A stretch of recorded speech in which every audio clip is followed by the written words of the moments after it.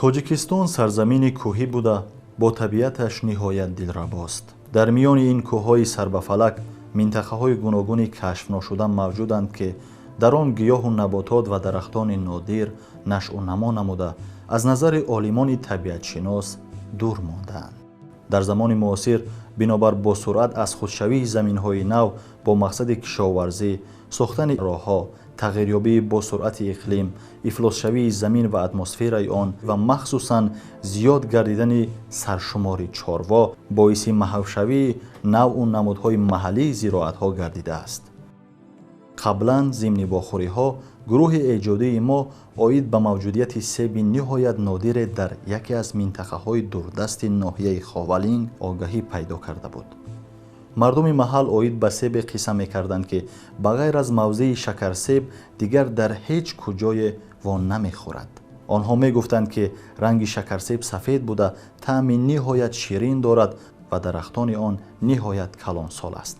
аз ин рӯ зарур донистем барои таҳқиқ ва пайдо намудани маълумот оид ба себи селексияи маҳаллии шакарсеб экспедитсияи илмӣ ташкил намоем.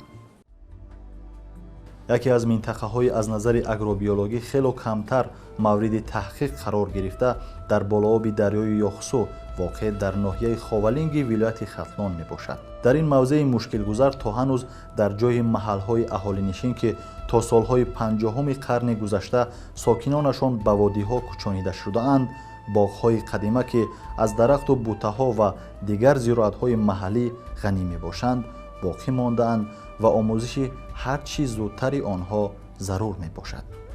дар бағали кӯҳҳои баланди қаторкӯҳи ҳазрати шоҳ мавзее бо номи шакарсеб мавҷуд аст. дар тӯли беш аз 50 соли охир ин мавзеъ аз ҷониби олимон мавриди таҳқиқ қарор нагирифта аст. ба ин мавзеи ниҳоят зебо ва мушкилгузар ба ғайр аз чӯпонҳо ва аҳёнан саёҳдон дигар касе сафар намекунад. агар таъсири чорворо ба назар нагирем, ин мавзеи ниҳоят дилкаш ва зебо воқеан биҳиштро мемонад.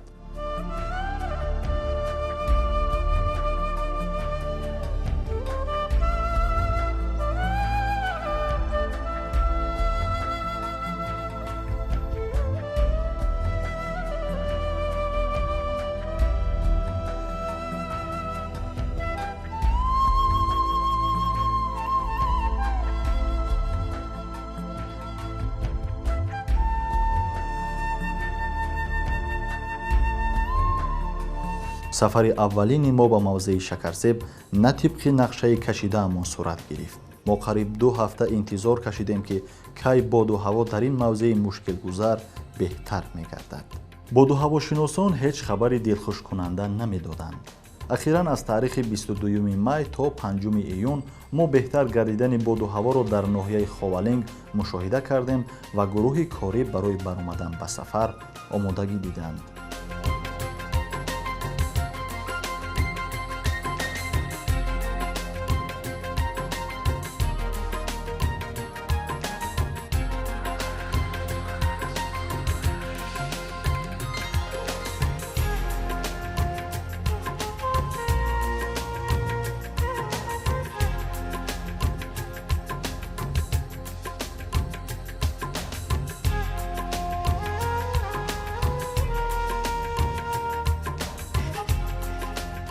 шаб дар деҳаи зелолак қарор гирифтем.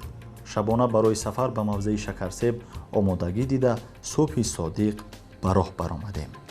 гарчанде боришот набуд, вале оби дарёчаи Питовду ки мо бояд қадқади он то ба мавзеи шакарсеб мерафтем сероб буд. гурӯҳи кориро Маҳмадулло Мирзоев сокини деҳаи Номбурда роҳбаладӣ намуданд.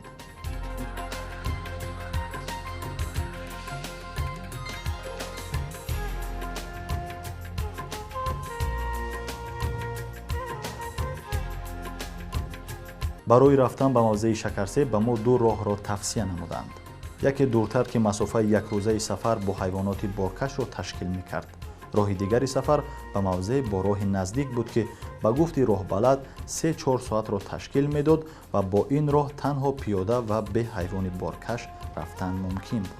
мантиқан мо роҳи наздиктаринро барои зудтар расидан ва аз даст надодани давраи гулкунии себҳоро интихоб кардем. мо лозим донистем ки роҳи наздиктарро бе ҳайвони боркаш ва бо гирифтани муҳимтарин лавозимот интихоб намоем. мутаассифона бино ба шустани пайроҳаҳо ва баланд будани оби дарёи Питовду ки қад-қади он мерафтем, роҳ то ба мавзеи Шакарсеб 1.5 рӯзро ташкил дод. дар рӯзи дуввум мо ба мавзеи Шакарсеб расидем.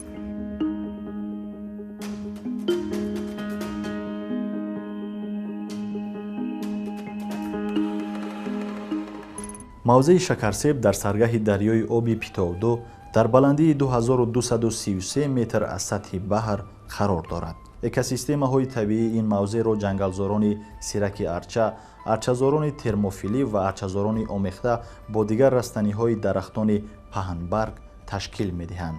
ин мавзеъ аз деҳаи зелолаки ҷамоати Шукнов дар масофаи 14 километр ба шарқ дар арзи шимолии 38 дараҷаву 25 дақиқа ва тӯли шарқии 70 дараҷаву 18 дақиқа қарор гирифтааст. аз тарафи шарқ қаторкӯҳи на он қадар калони васмикӯҳ ки аз шимолу шарқ ба ҷанубу ғарб тӯл кашидааст ҷойгир буда, баландии он дар наздикиҳо ба Шакарсеб 3500-3600 метр аз сатҳи баҳрро ташкил медиҳад.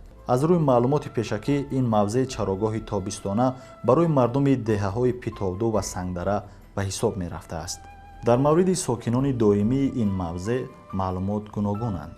иддаe барон ақиданд ки шояд он ҷо чанд хоҷагие мавҷуд будааст. ҷанг сар шид, ҳама дар ҳамо кӯпшта буд, обод буданд, ҳама обода, хунаву дар қишлоқу ҳама буд. баъд халқа аямуҷа ҳамаҷа тазаш хамон. милхи шаха буд, мошин намерафт, трансмон мартир намерафт.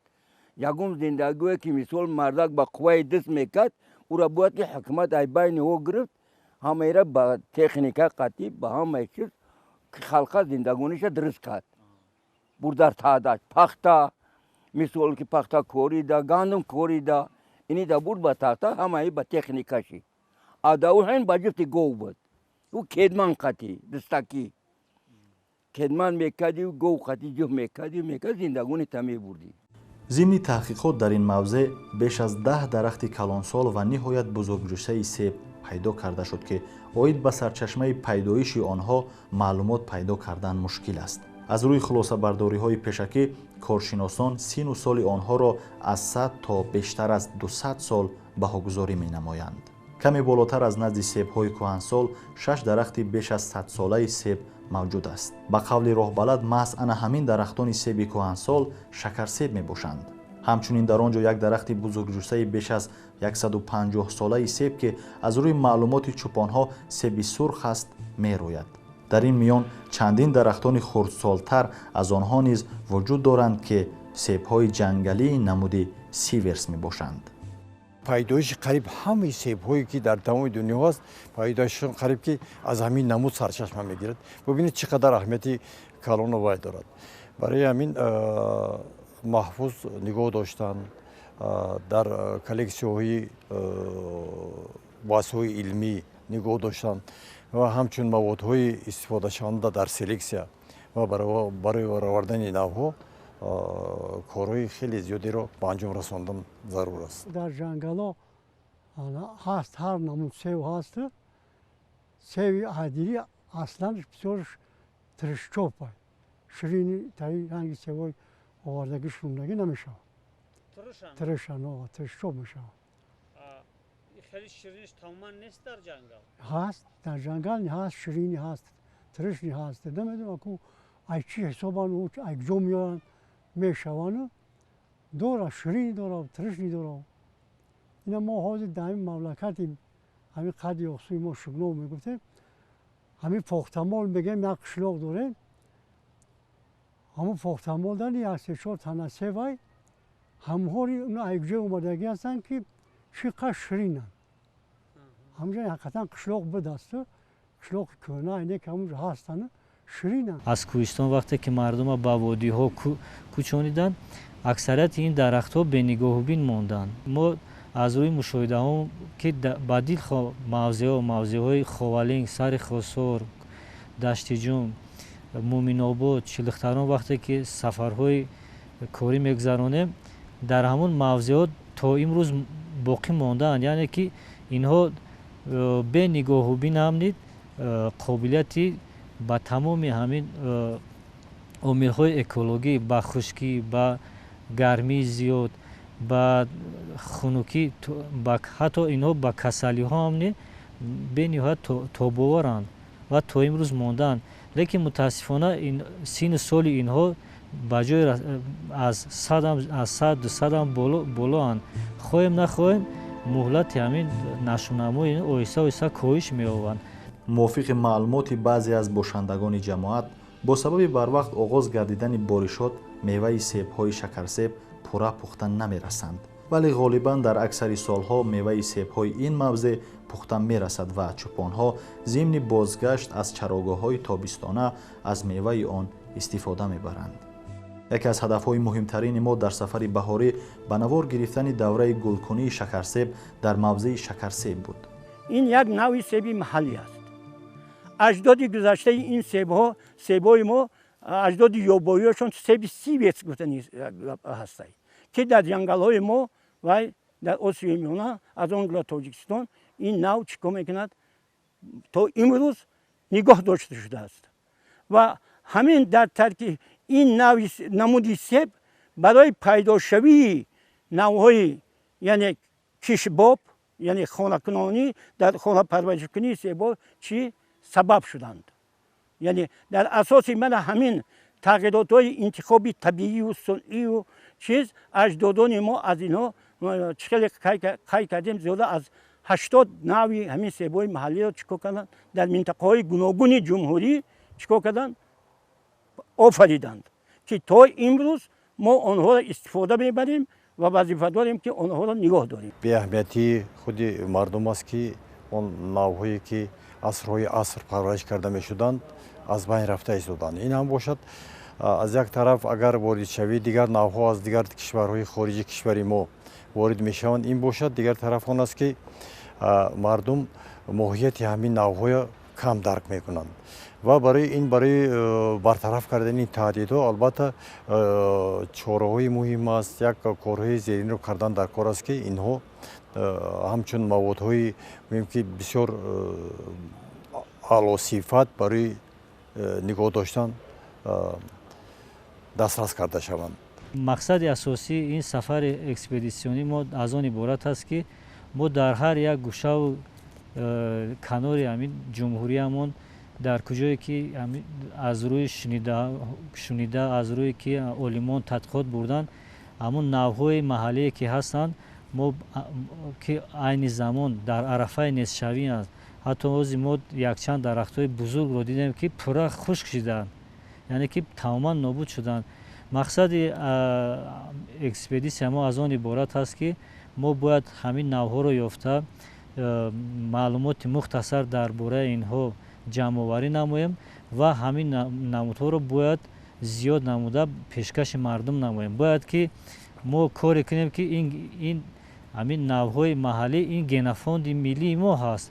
мо бояд нагзорем ки ҳамин генофонд аз байн равад. дар рафти таҳқиқотҳои гузаронида мо ҳамавлоди зироатҳои кишоварзиро низ ба монанди эглепс, ба монанди авиос, яъне ки ҷави сулии ёбоиро вохӯрдем ки ҳолати онҳо бениҳоят хуб мебошад ва инчунин зироати ҷавдорро низ вохӯрдем ки ҳолати инҳо дар ин минтақаҳо бениҳоят хуб мебошанд. ва мо хостем ки агар ки имконият мешуд албатта мо тухми ин зироатҳоро ҷамъоварӣ мебурдем, зеро ки яке аз самтҳои асосии маркази миллии ҷумҳурии захираҳои генетикӣ ин дарёфт намудан, афзун намудан, таҷдиду ва нигаҳдории зироатҳои кишоварзӣ ва ҳамавлоди ёбоии онҳо мебошад. мутаассифона ҳангоми боздид аз ин мавзеъ мушоҳида гардид ки бинобар боридани жола ва боришоти зиёд 95% баргу мухча ва шохаҳои нозуки дарахтон зарар дидаанд. мухчаҳои хушкшудаи ба замин афтода гувоҳӣ аз он медоданд ки дар ин мавзеъ 2 маротиба жолаи ниҳоят шадид боридааст. гуфтаҳои болоиро ҳамчунин чӯпоне ки бо он дар наздикиҳои мавзеи шакарсеб вохӯрда будем, Сайфиддин Холиқов низ тасдиқ намуданд. вақте ки ҳамин ҷолаву борун дайров кард намераса. динане парайрос улай сахса یکی از درخت‌های سیبی همین موضع شکرسیب است و خیلی که شما می‌بینید از خالات همین درخت حتی از تاثیر ژولات تا حد ضرر دیده است که باز از سر نو شاخ برگ نو تازه برآورده است و حتی ببینید گلکنی هم نهایت مغزها دیگه پر ضرر دیده هستند و ما همگی چند گل این درخت رو پیدا کردیم. در این موضع گروه اکسپدیسیونی ما چندین رستنی‌های نادر را که به کتاب سرخ تاجیکستان داخل می‌شوند پیدا نمودند. منطقه شکرسیب سالها از نظر عالمان ساحه‌های طبیعت‌شناسی دورمانده در دوره نهایت زیبای بهاری خاطرمان و برای گردآوری مواد علمی جالب بود.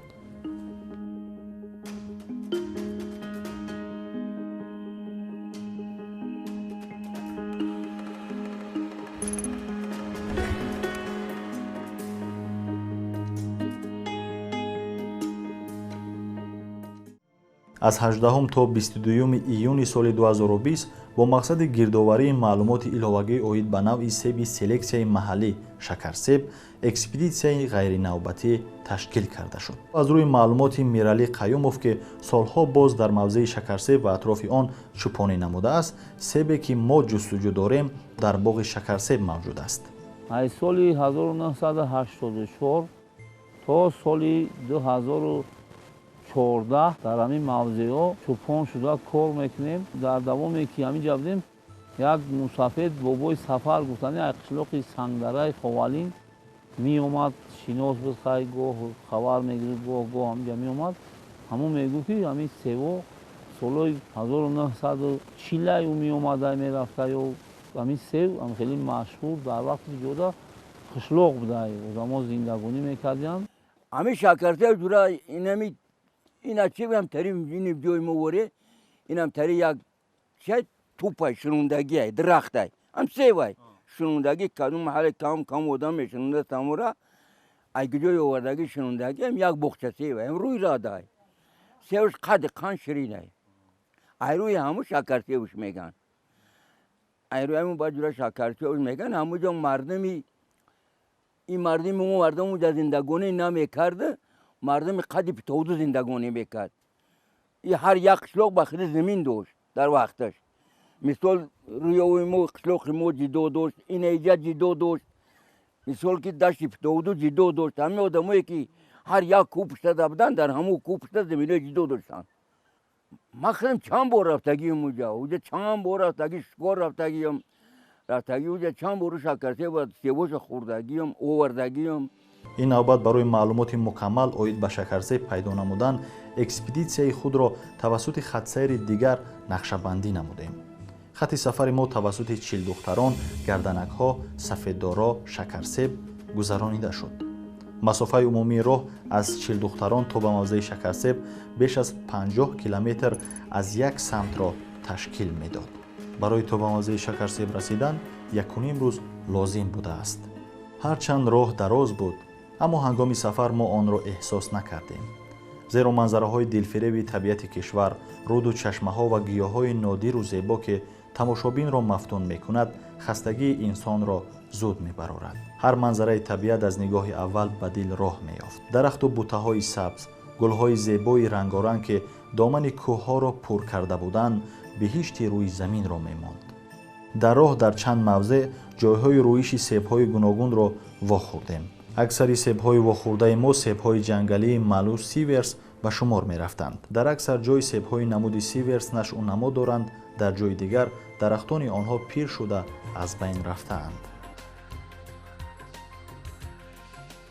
باغ با زحمت‌های خیلی زیاد بنیاد شده است. پهلو با پهلو شنانیدن درختان در مسافه معین گواه از آن میداد که این باغ را در منطقه دور و کس ناگذر کدامی از باغ پروران ماهر بنیاد کرده است، اما کسی آن باغبان را نمیشناسد. پهناهای باغ شکرسیب 50 ساتیق زمین را تشکیل میدهد. درختو سالش عددش نیسته که چند ساله شدگیان او را ای چند ساله سالی او را اوشا و موقع نمیدونیم او سالش کلونه ولی رفتی همه رو را ده همه خونگاه غرامبیدگی چور دیولی اینا میتری رفتگی اینا همی قشلوقی بولو کشیدی دیگه همی چور دیولی و اینا همی میرن کتل حاکمیه اونجا برد عقبش بو چور دیولی قشلوقای رئیس مرود بگو تانی بدن 19 در مسکو اسکی خونوش با ایو پرای و اسپید و رو داو هم تا رفتگی همون بربر رفتگی هم تا تو همون تای شکرته و قشلوقای و همش بیرون شدگی. متخصصان مرکز علمی خطلان که ما را در سفر نوبتی نیز همراهی می‌کردند، درختان باغ شکرسیب را مورد پژوهش قرار داده معین کردند که درختان این موضع نیز 100-150 سال عمر دارند. با وجود این درختان شکرسیب تا حال ثمر به بار می‌آورند.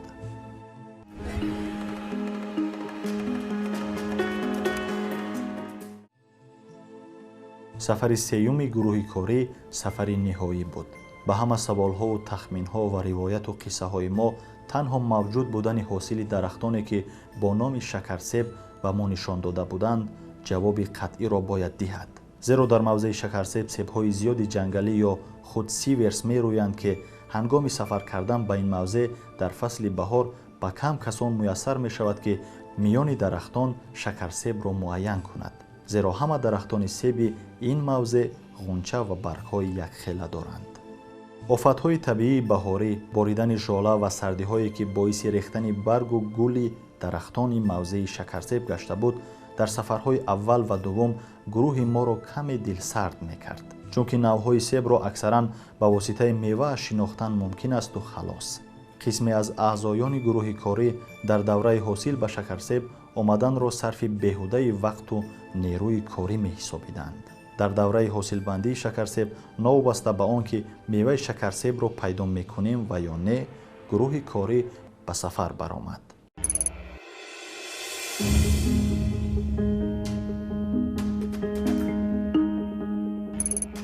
در این سفر ما نخست به دهه سنگدره ناحیه خاولنگ آمده با مردم بومی که معلومات دقیق را عاید به شکرسیب داشته‌اند واخوری‌ها دایر نمودیم.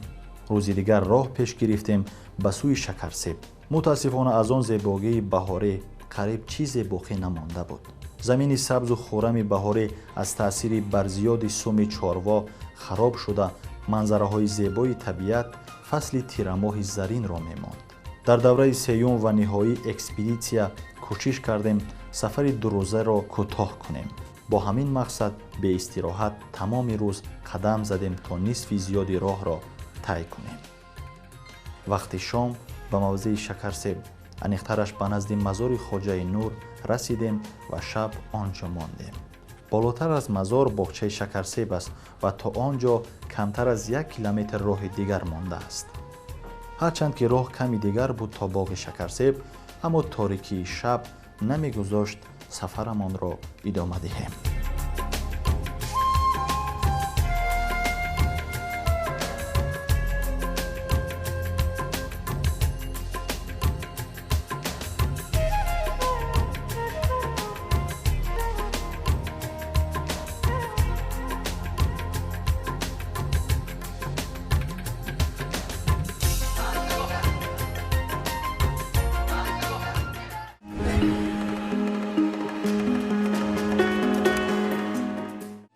صبح صادق به راه برآمدیم. با گذشتن چند جای مشکل گذر به باغچه شکرسیب رسیدیم. باور کس نمی آید بعد از ضرر نهایت شدید از ژاله و سردی ها سیب پیدا کردن برای ما غیر انتظار بود. زمانی که ما به باغ شکرسیب رسیدیم، خرس ما را دیده گریخت. ما شاهد آن شدیم که چگونه خرس نوده های درخت شکرسیب را شکسته است تا از سیب شیرین شکرسیب استعمال کند. امسال آخی سیبورا سرد زد یکم دیم بعد میگیرن یورا حاضر خرس میخوره همشه شکسته این همشه خرس دیگر حاضر اک صاحب بیام خرس شده گیا تمام دیگر اکو را جورا کدوم آدمی که از گجای آوردگی و تنوره هموجا مثال زمین داشته هموجا جوخ میکرده انا جورا همو زمینو غلا و دونه میگرفته بده بعد همون مردک آورده برای سنجش خوردنش همون سیوره شنونده مثال خود چند قوات نده نمول نمو میره نمیره ایراده میخرید مقداری میره یا اون مردا کمورا کرده در همون زمینش اینا تام که مثال هم جبره گذاشته و تو میگیری میخری. اما مردک برای همین خلق لو کردگی که همین کسی گیرا مثال همین سیو بگیره بخره. از سببی که این نوعی پیشپز است حتی در وادی‌ها هم پرورش کردن امکانیت دارد، چون که علاقه در نیمه دوم ماه ایون این پخته میرسد و از گرمی تابستان اونقدر ضرر نمی‌بیند. لیکن منطقه بهترین پرورشش این بلندی‌های از 800 متر تا 1700 تا 2000 متر است که بهترین خصوصیت‌های همون نحوی خودش چیکار می‌کند در صورت رعایت کردن قاعده اگر تکنیکی همون خصوصیت نحوی خودش پورا نشان داده می‌تواند. وقتی که نگاهبین نیست، یعنی که نمناکی خوب نمی‌رسد، غذا نمی‌رسد، بریدن شاخ و نودا گذارانده نشده است، به شکل ضروری گذارانده نشده است، اونگاه همین خیلی می‌شود که حجما خرد میشوند. اون صفتی که داشت، صفتی اصلیش از بین می‌رود. درختان سیب این باغ نوابسته به خیلی کهنسال بودنشان هنوز هم حاصل می‌بندند. دانه دانه سیب در هر درخت این باغ که از نظر خیرس پنهان مانده اند نمایانند. نوده‌های جوانی که از پهلوی درختان سیب سر بالا کردند گواه از آن می‌دهد که ادامه دهنده نشأ و نمای باغ شکرسیب در این موضع کوهی کشور میباشند.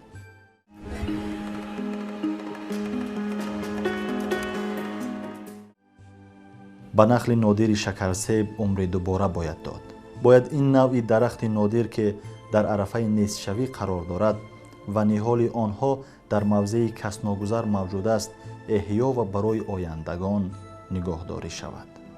فرصت ما برای بازگشت کم بود. از این رو از درخت شکرسیب نوده‌ها برای پیوند و چند نمونه میوه آن را گرفتیم تا دسترس باغداران کشور نماییم.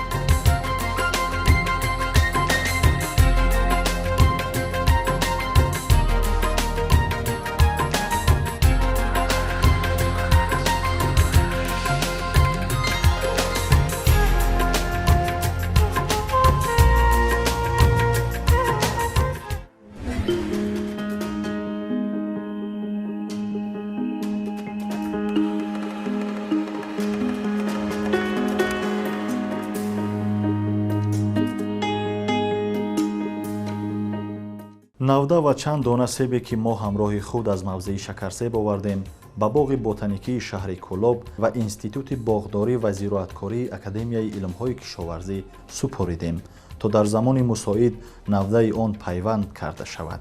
زیرا در نزد این دو مؤسسه نام برده باغ‌های مادری و کلکسیونی رستنی‌های نادر نگهداری می‌شوند و در بسیار موردها باغداران برای تشکیل باغ‌های نو به اینجا تشریف می‌آورند. زمان ما شاهد آن خواهیم شد که در نتیجه سلکسیا و با دیگر اصولهای نوترین علم از شکرسیبی که آن را احیا خواهیم کرد نوعهای نهایت پرقیمت سیبها حاصل کرده می شود و آن باعث افتخار ما و پیشرفت ساحه کشاورزی مملکت می گردد. برتریت گذاشتن به نوعهای درختان میوه دهنده بیگانه نسبت به محلی که با بعضی از خصوصیت‌هایشان برای تجارت منفعتناک محسوب می‌یابند به آن آورده رسانیده است که نوعهای پرارزش سیب‌های محلی از بین روند، در حالی که خصوصیت‌های غذایی نوعهای محلی از سیب‌های بیگانه بازارگذر ده‌ها مراتب بیشتر است. تحقیق و به قید گرفتن و گردآوری نوعهای محلی که گنفاند نادر و خیلی گران ارزش به شمار می روند مسئله نهایت ضروری امروز محسوب می یابند. امروز در دنیا مسئله نگهداری این درختان میوه دهنده از دیگر زراعت‌های کشاورزی با آن فرق میکند که زراعت‌های کشاورزی دیگر را مثال غله‌دانه را سبزیجات و چیزات دیگر نوع آنها را ما با واسطه این ویترو میگیم، یعنی در سرخانه‌های مخصوص چیزی باید تخمی آن را نگاه می‌داریم. چون که در جمهوری ما بانک این زراعت تشکیل شدگی است، در جهان تشکیل شدگی است، در خود نروژ ساخته شدگی است که از تمام دنیا اونجا بودن مزن. لیکن درختان میوه دهنده را حاضر امکانیت یگانه‌شان فقط در شکل کلکسیا، در شکل باغ‌های نمونوی چیکار کردن در کار نگاه داشتن در کار است. از این لحاظ برای هر یک عالم، برای هر یک طبیعت دوستدار این یک вазифаи муҳим ба дӯши ҳамин мутахассисон вогузор карда мешавад ки мо нагзорем ки ин ганҷинаи мо бебозгашт нобуд шаванд. ҳангоми гузарондани экспедитсия нави беҳтарини себи маҳаллӣ шакарсеб оварда шуд ва дар қидаи таҷрибавӣ бо чунин тарзане ки бо шакли муғҷа пайванд карда шудааст ки мо дар оянда аз ин навдои сабзанда метавонем ки хеле зиёд намоем. Ба ҳамон боғдорон, ба он нафароне ки шавқу рағбати зиёд доранд ба ҳамин масъалаи боғдорӣ метавонанд аз ин усул васеъ истифода баранд ва бо ҳамин тариқ метавонем ки ин навъҳоро аз таҳдидшавӣ нигоҳ дорем. имрӯз зарурати он пеш омадааст ки кулли мардуми мамлакат махсусан бошандагони деҳот аз чӣ гуна арзиш доштани навъу намудҳои зироатҳои кишоварзии маҳаллӣ огаҳӣ дошта бошанд ва дар ҳифзи онҳо бевосита иштирок намоянд.